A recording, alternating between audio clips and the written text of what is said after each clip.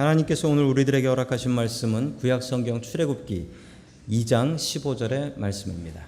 바로가 이 일을 듣고 모세를 죽이고자 하여 찾는지라. 모세가 바로의 낯을 피하여 미디안 땅에 머물며 하루는 우물 곁에 앉았더라. 아멘. 하나님께서 우리와 함께 하시며 말씀 주심을 감사드립니다. 아멘. 자, 우리 옆에 계신 분들과 인사 나누겠습니다. 반갑습니다. 인사해 주시죠. 네, 반갑습니다. 인사 나누겠습니다.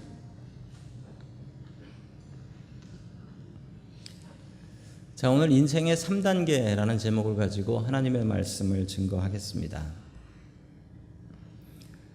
퀴즈를 하나 내겠습니다. 넌센스 퀴즈입니다. 성경에서 수학을 제일 못했던 사람은 모세랍니다. 이거 세봐라 그럼 모세 이랬기 때문에. 이거 웃을 수 있으면은 한국말로 아재래요. 아재. 성경에서 수학을 참 잘했던 사람이 있습니다. 누구일까요? 수학 문제만 보면 기가 막히게 풀었대요. 미리암이랍니다. 답을 미리 알았다라고 해서 모세의 누님이죠. 같은 집안인데 왜 이렇게 하나는 잘하고 못했는지 모르겠습니다. 오늘 하나님의 말씀은 모세에 대한 이야기입니다. 이스라엘 최고의 지도자였던 모세에게는 그의 인생을 딱 120년을 40년씩 나눠서 셋으로 구분해서 볼 수 있었고 또 그렇게 살았습니다. 우리가 살아왔던 인생도 한번 살펴보기를 원합니다. 우리 살아왔던 인생은 그렇게 세 단계로 나뉘어 있는지, 우리가 목표로 해야 될 단계는 어떤 단계인지 오늘 하나님의 말씀을 통하여 그 답을 찾아갈 수 있기를 주의 이름으로 간절히 축원합니다. 아멘. 첫 번째 단계입니다. 첫 번째 단계는 아주 교만이 넘치는 단계입니다. 하나님 주시는 말씀은 이 교만하지 말라라는 말씀입니다. 이 모세가 40살까지 궁궐에서 살았는데 그 단계가 이 교만했던 단계였습니다. 지난 시간의 이야기와 연결하자면 지난 시간에 요셉 덕분에 야곱의 가족 모두가 이집트로 초청받아서 이민으로 들어갔습니다. 처음에 70명이 들어갔습니다. 70명이 이집트에 가서 잠깐 살 줄 알았는데 400년이나 살게 되었습니다. 400년 동안 도대체 무슨 일이 벌어졌을까요? 자, 출애굽기 1장 9절의 말씀 같이 보겠습니다. 시작. 그 왕이 자기 백성의 말을 하였다. 이 백성 곧 이스라엘 자손이 우리보다 수 많고 힘도 강하다. 아멘. 자, 무슨 일이 벌어졌냐면 이집트에서 인구 역전 현상이 발생한 겁니다. 무슨 얘기냐면 처음에 70명의 야곱의 가족이 갔습니다. 400년이 흘렀어요. 그 이후에 인구가 얼마나 늘어났냐면 남자 장정만 60만 명으로 늘었습니다. 이거 수학적으로 계산해 보시면 되게 어려운 문제예요. 400년 동안 70명이 남자만 60만 명이 될 수 있을까? 그게 가능한 게요. 야곱네 가족의 아들만 몇이었다고요? 12이었어요. 이런 식으로 하면 가능한 일입니다. 자, 그런데 남자 장정만 60만 명이면 저 집안이 12명이라고 하면 곱하기 12를 해야 돼요. 얼마나 이게 많아진 겁니까? 이 히브리 사람들이 자녀들을 더 많이 낳으니까 이런 일이 생긴 겁니다. 자, 그러자 이집트 사람들이 긴장하기 시작했습니다. 왜 긴장했냐면 야, 이러다가 나라 주인이 바뀌겠다. 이게 이집트냐 히브리냐 이 생각이 들기 시작한 거죠. 그러자 긴장했던 이집트 왕이 이민 정책 하나를 발표하는데 아주 나쁜 이민 정책을 발표합니다. 출애굽기 1장 22절 봅니다. 시작. 마침내 바로는 모든 백성에게 명령을 내렸다. 다 태어난 히브리 남자들은 모두 강물에 던지고 여자 아이들만 살려두어라. 아멘. 이 잔인한 이민 정책인데 남자애가 태어나면 죽이라는 거예요. 여자아이는 왜 살려두냐면 여자아이는 이집트 남자하고 결혼을 하면 그건 이집트 여자가 되는 거죠. 저런 식으로 하게 되면 한 100년 안에 히브리 사람이라는 사람들은 싹 다 없어져 버리는 거죠. 너무 잔인한 정책입니다. 자, 이민자가 처음에 적을 때는요, 이민자를 더 받으려고 합니다. 그런데 이민자가 많아지면 이민자들을 저렇게 제한하는 조치들을 취하게 되지요. 저는 지금 미국 얘기를 하고 있는 게 아닙니다. 4,000년 전에 이집트 얘기를 하고 있는 겁니다. 역사가 돌고 도네요. 자, 지금의 미국 상황을 좀 말씀드리겠습니다. 2015년에 미국은 10년마다 인구 센서스를 하죠. 2015년에 조사한 거지 16년은 저게 예상치입니다. 인구 조사를 하고 깜짝 놀랐습니다. 캘리포니아에 제일 많은 머저리티가 white이 아니라 히스패닉이었다라는 사실이었습니다. 이 사실에 다들 많이 놀란 것 같습니다. 그래서 그런지 요즘 미국의 이민 정책을 보면 이민자들 나가라, 들어오지 마라, 거의 이런 식으로 가고 있는 것 같습니다. 성경을 보면 지금 세상이 어떻게 움직이는 것도 알 수가 있습니다. 자, 출애굽기 2장 2절의 말씀을 계속해서 봅니다. 시작. 그 여자가 임신을 하여 아들을 낳았는데 아이가 하도 잘생겨서 남이 모르게 석 달 동안 늙었다. 아멘. 어떤 레위인 여자가 아이를 낳았습니다. 그런데 그 아이가 어땠다고 합니까? 잘생겼다. 원래는 물에 던져서 죽여야 되는데 살린 이유가 뭐라고 합니까? 잘생겼다. 제가 이 말씀을 보고 참 감사했습니다. 내가 시대를 잘 태어나가지고 지금 살지 이때였으면 죽었겠다라는 생각이 들면서 감사가 나오더라고요. 자, 왜 이렇게 살려뒀냐 하니까 잘생겨서 살려뒀대요. 그리고 남이 모르는 동안 석 달을 길렀답니다. 애들 키워보신 분들은 아시죠? 애들이 얌전한 애는 안 울어요. 안 울어요. 안 울면은 몰래 키울 수 있는 거예요. 근데 그 안 우는 애가 끝까지 안 우냐? 아니요. 그 안 우는 거 모아뒀다가 울어요. 석 달이 지나니까 도저히 얘를 숨겨서 키울 수가 없었던 겁니다. 그래서 물에다가 던져 죽여야 되는데 석 달 동안 정이 들었으니 이걸 물에 던져서 죽일 수가 없는 거예요.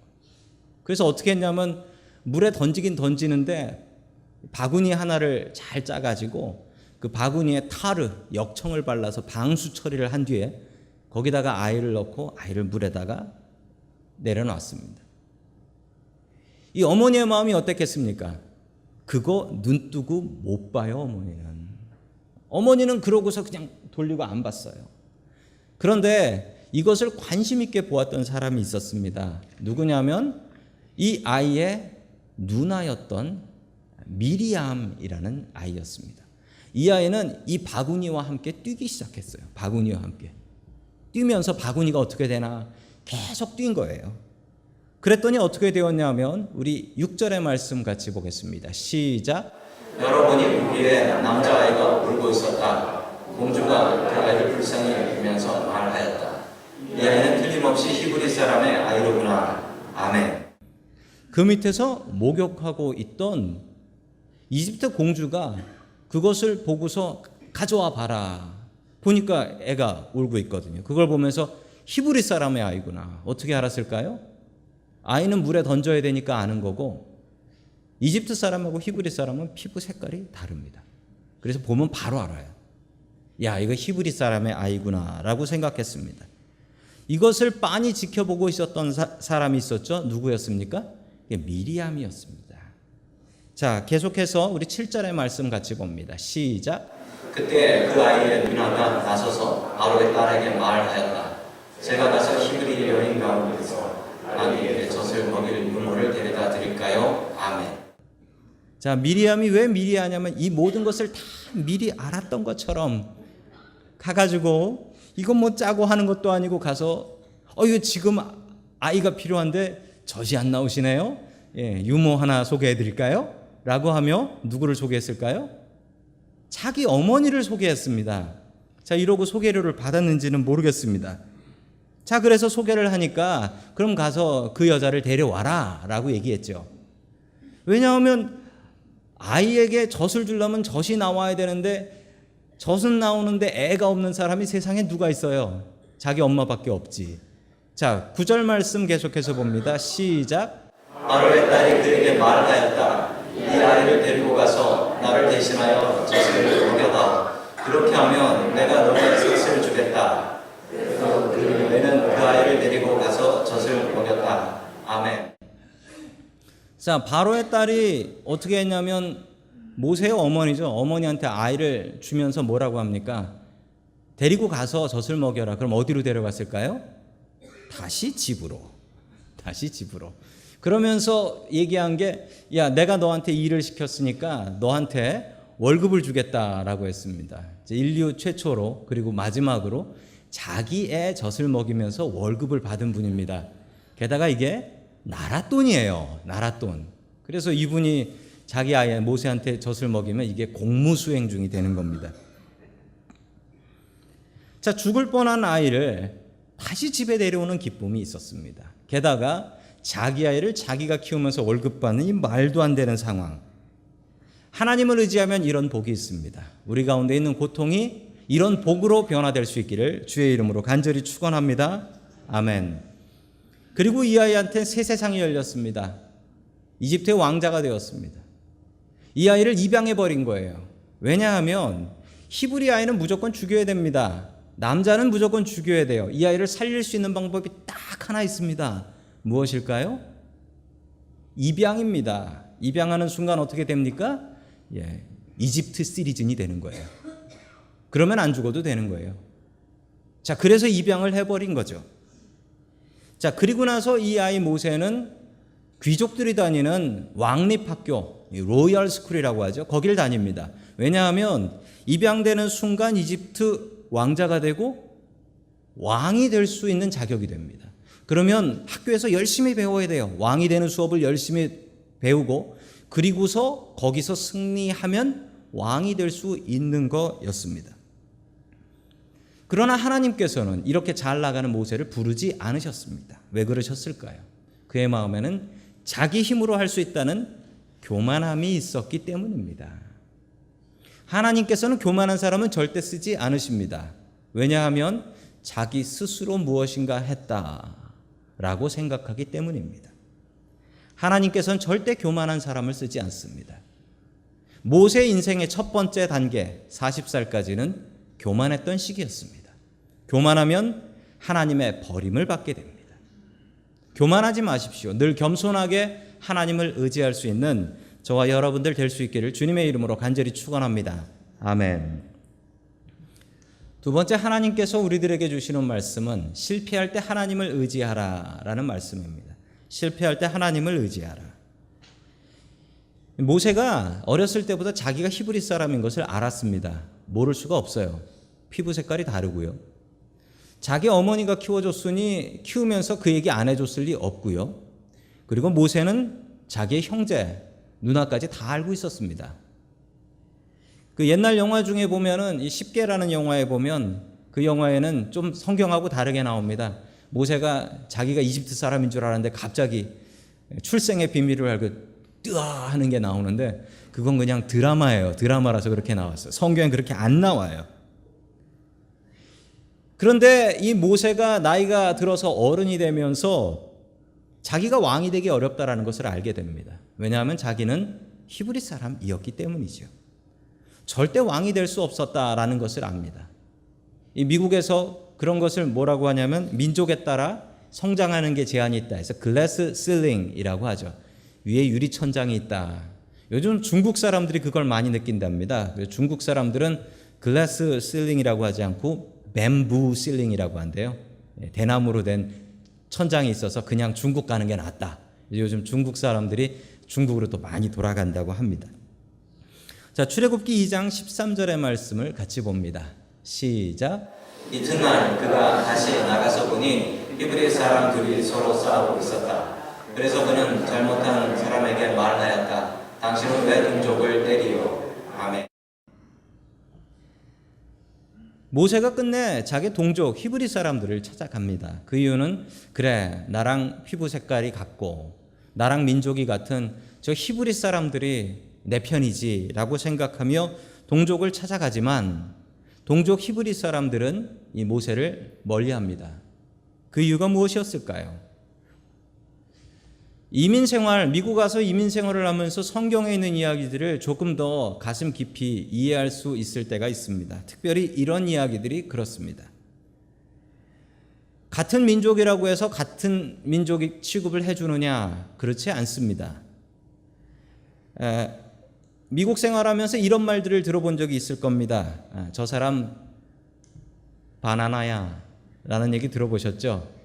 해보신 적도 있고 들어보신 적도 있으실 겁니다.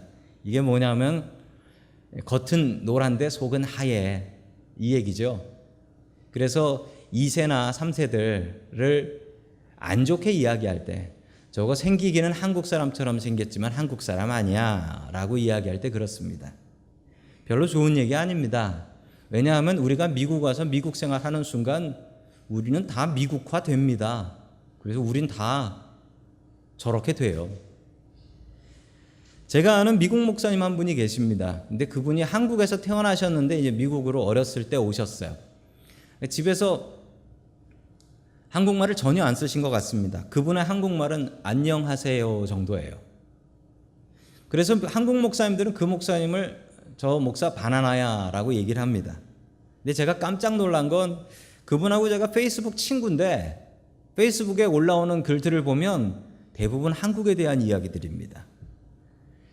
손님 초대하면 한국 음식하고 송편 해 먹고 그리고 떡국 끓여 먹고 그리고 명절 되면은 설날하고 추석날에는 한복 입고 가족들이 사진 찍어서 올려요. 저보다 훨씬 나은데 그분들 어떻게 바나나라고 얘기를 하겠습니까? 그렇지만 모세는 바나나 취급을 받았던 것 같습니다. 다 함께 14절 말씀 같이 봅니다. 시작. 그러자 그 사람이 대들었다. 누가 당신을 우리의 지도자와 재판관으로 세웠다는 말이요. 당신이 이집트 사람을 죽이더니 이제 나도 죽일 작정이요. 모세는 일이 탄로나는 것을 알고 두려워하였다. 아멘. 모세가 자기 동족 히브리 사람을 돕겠다고 이집트 관리 하나를 때려 죽입니다. 그러면은 히브리 사람들이 자기를 더 좋아할 것이라고 생각했는데 웬걸 오히려 모세를 거부합니다. 그 거부했던 이유가 바로 아까 그 이유예요. 네가 히브리 사람인 줄 아냐? 너는 이집트 놈이지. 라고 손가락질하며 멀리한 겁니다. 네가 우리와 핏줄만 똑같으면 같은 민족이지 아냐? 너는 이집트 말하는 이집트 놈이지 않냐? 라는 거죠. 참 아프고 안타까운 이야기입니다. 15절 말씀 계속해서 봅니다. 시작. 바로가 이 일을 전하여 듣고 모세를 죽이려고 찾았다. 모세는 바로를 피하여 미디안 땅으로 도망쳐서 거기에서 머물렀다. 어느 날 그가 우물가에 앉아 있으니 아멘. 자, 모세가 도망을 쳤습니다. 어디까지 도망을 쳤냐면 어디까지요? 미디안까지 도망을 쳤다라고 합니다. 미디안이 어딘지 잘 모르시잖아요. 지도를 통해서 보겠습니다. 지도를 통해서 보면 미디안이 저기입니다. 지금으로 따지면 저게 어느 나라일까요? 사우디아라비아입니다. 사우디아라비아. 저 미디안이라는 동네는 지금 이름이 조금 바뀌었는데 비슷해요. 메디나라고 바뀌었습니다. 메디나. 메카하고 메디나에서 들어보셨을 것입니다. 자, 메디나라는 곳으로 바뀌었는데 미디안, 저곳으로 도망가는 이유는 이집트 국경을 넘어가야 돼요. 안 그러면 바로가 와서 잡아가기 때문에. 그래서 외국으로 도망간 겁니다. 해외로 도피해버린 거죠. 자, 그곳에 우물가에 앉았습니다. 왜 우물가에 앉아 있었을까요? 자, 지난번에 이스라엘의 우물 이야기를 한번 해드렸습니다. 우물이 무척 깊고 중요한 건 두레박이 없다. 두레박이 없으니 우물물을 마시려면 어떻게 해야 됩니까? 동네 사람이 나타날 때까지 기다려야 됩니다. 그런데 어떤 동네는 우물을 그냥 외지 사람한테 마시게 해주지 않고 돈을 바꿔주기도 했습니다. 왜냐하면 물이 돈이기 때문에요. 그래서 물을 얻어먹고 싶은 사람은 우물가에 기다려가지고 그냥 공짜로 얻어먹을 수는 없고 이런 딜을 했죠. 내가 저 우물물 깊은 거를 퍼가지고 줄 테니까 내가 물 좀 마시면 안 될까요? 이렇게 딜을 했습니다. 모세도 돈이 없었기 때문에 그 딜을 하기 위해서 우물가에 앉아서 동네 사람 오나 기다리고 있었던 것입니다. 자, 그 우물가에서 모세는 어떤 생각하고 있었을까요? 내가 어제까지 이집트 왕자였는데 왕궁에서 떵떵거리며 살았는데 지금 내 형편, 내 처지는 이게 무엇인가? 저절로 한숨이 나오지 않았겠습니까? 성도 여러분들은 이런 경험을 해보신 적이 있습니까? 나 자신을 생각하며 내 인생 생각하며 내가 지금 뭐 하고 있는 건가? 나 왜 이렇게 살고 있는 건가? 우물가에서 다른 사람의 도움을 기다리고 있는 나 자신의 모습을 발견하고 있지는 않으십니까? 어느 젊은 남자분의 이야기입니다. 한 20대 정도의 남자분인데 결혼을 해서 행복하게 살았었는데 사기를 당했답니다. 사기를 당해서 전 재산을 날렸어요. 재산을 다 날리고 그 아내하고 이혼도 했습니다. 아내가 집에서 나가라, 이혼까지 당했습니다. 이 남자는 어쩔 수 없이 용산역 앞으로 갔습니다. 용산역에서 노숙인 생활을 시작하게 된 거죠. 내가 여기서 뭐하고 있는 건가? 며칠을 굶었더니 남의 집 가서 도둑질이라도 하겠더랍니다. 사람들한테 구걸을 해봤지만 사람들은 돈도 주지도 않고 어떤 집에 가서 밥 달라고 했더니 개를 풀더래요. 물려 죽을 뻔했습니다. 그러던 어느 날 용산역 앞에 있는 어느 국수집에서 국수 냄새가 솔솔 나더랍니다. 그냥 들어갔습니다. 그리고 국수집 주인 할머니한테 국수 한 그릇 달라고 했더니 할머니가 국수를 주셨습니다. 영락없는 거지잖아요. 국수를 허겁지겁 먹었습니다. 허겁지겁 먹고 있는데 주인 할머니가 와가지고 국수 그릇을 가져가더래요. 아직 국물 남았는데. 야, 내가 거지라고 내 이런 취급을 받는구나 라고 생각하는데 그 할머니가 조금 있다가 거기다가 국수 가득 그리고 국물 가득 채워가지고 다시 갖다 주더랍니다. 그래서 또 허겁지겁 먹었습니다. 2그릇 먹고 나니까 그제서야 좀 살 것 같더래요. 그리고 이제 어떡하나. 1그릇 먹고 도망가기도 미안한데 2그릇 먹고 도망가야 되나. 너무 미안해서 할머니가 연탄불에 국수 삶으러 가는 순간 뛰쳐나와서 뛰기 시작했습니다. 뭐 할머니가 잡을 수가 없죠. 근데 할머니가 뛰어나가지고 막 소리를 지르더래요. 그래서 나 욕하는구나 생각하면 뛰다가 들어보니 그게 아니야. 뭐라고 하냐면 그냥 가. 뛰지 말어. 다쳐요. 이러더래요. 이 할머니는 다 알고 있었던 거예요. 이 사람이 노숙인이고 돈 없고 불쌍하니까 1그릇 더 준 거였었어요. 이 사람은 다시 도망쳐서 용산역 앞으로 왔습니다. 용산역에 앉아가지고 하늘을 보며 울었답니다. 내가 지금 여기서 뭘 하는 거냐? 젊은 나이에 이혼당하고 내가 여기서 지금 뭐 하고 있는 거냐? 눈물이 줄줄 흐르더래요. 한참을 울다가 나 이렇게 살면 안 되겠다라고 생각해서 다시 막일부터 시작했습니다. 노동 시작하고 그리고 내가 이 한국 땅에서는 안 되니까 다른 나라로 이민 가자.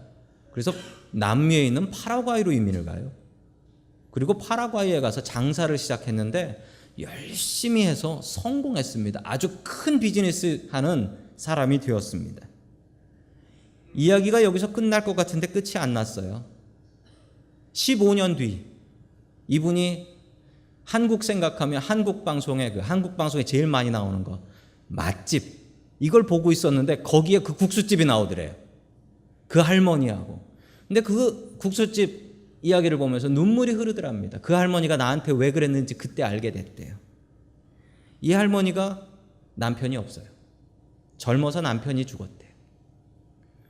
자식 4명을 키우는데 어린 자식 4명을 혼자 키우려고 생각하니까 남편 장례식 하고 나서 집에 와보니까 너무 답이 안 나와서 집안에 연탄불을 피워놓고 다 같이 죽으려고 그랬대요.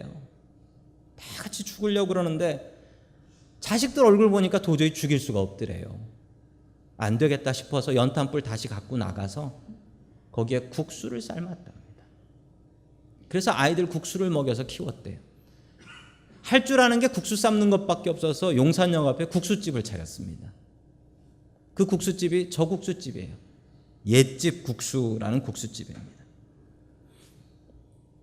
자기가 힘들게 살아봤기 때문에 저 힘든 사람 저거 한 끼라도 더 먹여야 된다. 그 마음으로 그러셨다는 거예요. 이분이 이 방송이 SBS였대요. SBS에 전화해가지고 PD 바꿔달라고 그래서 PD한테 다짜고짜 그랬대요. 내가 그 국수집 할머니 때문에 새 인생을 산 사람이라고. 이 PD가 이 얘기를 듣고서 너무 감동해서 신문에 글을 냈습니다. 제가 그 기사를 읽었어요. 용산역 앞에 있는 옛집 국수고요. 가격은 3,000원이라고 합니다. 한국 가시면 이용해 주시고요. 제가 저 이야기를 보면서 제 마음속에 들었던 생각은 우리가 미국 노숙인들한테 먹이는 닭죽이 저 국수 같았으면 좋겠다라는 생각을 합니다. 우리들의 섬김에 귀한 열매가 있기를 축원합니다. 아멘. 실패할 때가 있습니다. 가끔은 하나님께서 우리를 실패하게 하시기도 합니다. 실패할 때는 우리가 하나님을 의지할 때입니다. 모세가 실패했을 때 하나님을 바라보고 하나님을 의지했습니다. 우리도 실패할 때 그때가 하나님을 의지할 때입니다. 우리가 실패하는 그 자리에서 그 우물가에서 그 용산역 앞에서 하나님을 의지할 수 있기를 주의 이름으로 간절히 축원합니다. 아멘. 세 번째 마지막으로 하나님께서 우리들에게 주시는 말씀은 하나님의 시간은 정확하다. 모세의 나이 80부터 120살까지의 시절의 이야기입니다. 소명이라는 어려운 말이 있습니다. 이 소명은 컬링이라고 합니다. 당신 소명 있소? 라고 물어보기도 하고 제가 소명이 있습니다 라고 하기도 합니다. 자, 콜링, 영어가 좀 더 쉽습니다. 하나님께서 부르셨다라는 얘기죠. 하나님께서는 우리를 부르고 계십니다. 첫 번째로는 우리가 크리스찬되라고, 하나님의 백성되라고 부르시고요. 또한 두 번째로는 하나님의 일꾼되라고 부르십니다. 지금도 우리에게 하나님 일꾼되라고 부르고 계세요. 그러면 순종하고 아멘 하셔야지 변명하시면 안 됩니다. 제가 신학교에 소명을 받고 갔을 때 제 나이는 30이었습니다. 군대도 좀 길게 다녀오고 그리고 직장 생활도 하다 가니까 조금 늦었습니다. 가서 보니까 제가 조금 늦더라고요. 한 평균 나이가 신학교에 28세 정도, 28살 정도가 되어서 제 신학교 동기들은 대부분 저보다 나이가 적습니다. 그래서 만나면 저보고 형 합니다. 그런데 제가 이분을 바라보면 늦은 것도 아니다라는 생각을 합니다. 바로 모세입니다. 우리 출애굽기 3장 4절 말씀 같이 봅니다. 시작. 모세가 그것을 보려고 오는 것을 보고 하나님이 떨기 가운데서 모세야 모세야 하고 그를 부르셨다. 모세가 대답하였다. 예, 제가 여기에 있습니다. 아멘. 늦게 불러도 얼마나 늦게 불렀냐면 80살에 불러요. 80살에. 혹시 이런 오해하시는 분 계실지 모릅니다. 성경에 나오는 나이는 지금 나이랑 달라서요. 이게 진짜 80이 아닐 거라고 생각하시는 분도 계시지만 모세가 이 80에 부르심 받았을 때 모세의 손에는 지팡이가 들려 있었어요. 그러니 진짜 80세가 맞습니다. 하나님은 왜 이럴 때 부르셨을까요? 힘 좋은 이집트 왕자였을 때는 안 부르시고 이제 지팡이 끌고 다니는 80 노인한테 네가 이제 준비됐으니 하나님 일을 해야겠다. 왜 이러실까요? 하나님의 시간은 이해가 안 될 때가 많습니다. 그러나 저는 분명히 믿는 것은 내 시간은 틀려도 하나님의 시간은 맞다라는 확실한 믿음이 있습니다. 이스라엘 백성들이 살려달라고 소리 지르고 하나님 앞에 부르짖었습니다. 그랬더니 하나님께서 빨리 처리해 주셨는데 얼마 걸렸냐면 80년 걸렸습니다. 지도자 세우는데 80년. 믿음이 없으면 하나님의 시간을 기다릴 수가 없어요. 믿음을 갖고 기다려야 됩니다. 그런데 곰곰이 생각해 보면 이때가 아주 정확한 때예요. 왜 정확한 때냐면요. 모세한테 두 가지가 필요했습니다. 이스라엘의 지도자가 되려면 두 가지가 필요했는데 첫 번째는 강력한 지도력이었습니다. 이스라엘 백성들을 이집트에서 이끌고 가나안 땅으로 들어가려면 강력한 지도력이 없으면 어떻게 그 많은 사람들을 다 단체로 이민을 시킵니까? 그것도 사막 지나가자고 하는데. 강력한 지도력이 필요했는데 이걸 어디서 배웠습니까? 이집트의 왕립학교, 귀족 학교에서 그걸 배운 거예요. 왕이 되는 법, 백성 지도하는 법을 거기서 배워요. 이렇게 배운 준비한 사람이 어디 있습니까? 그런데 모세한테 또 한 가지 필요한 게 있었습니다. 모세가 지나가고 40년 동안 살아야 될 곳은 사막이었어요. 이 광야. 아무리 이집트 왕이면 뭐합니까? 광야 가면 못 살아요. 백성들을 인도할 수 없습니다. 광야 생활 경험을 해야 되는데 미디안에서 40년 동안 저 경험을 해요. 모세보다도 더 사막 생활을 잘할 수 있는 사람은 없었습니다. 모세는 이렇게 준비가 되었던 것이죠. 고난인 줄 알았는데 지나가고 보니까 이게 모두 다 훈련이었습니다. 이게 아니었으면 모세는 바른 지도자가 될 수가 없었던 것이죠. 80의 모세를 부르니 모세는 자신감이 다 떨어져서 하나님, 사람 잘못 찾으셨습니다. 저는 말을 못해요. 이렇게 변명을 대기 시작했습니다. 하나님께서 부르실 때 변명되지 마십시오. 하나님께서 부르실 땐 능력도 주시고 대책 다 세우시고 부르시는 거예요. 하나님께서 부르시면 아멘 하고 일어설 수 있어야 합니다. 인생에는 3개의 단계가 있습니다.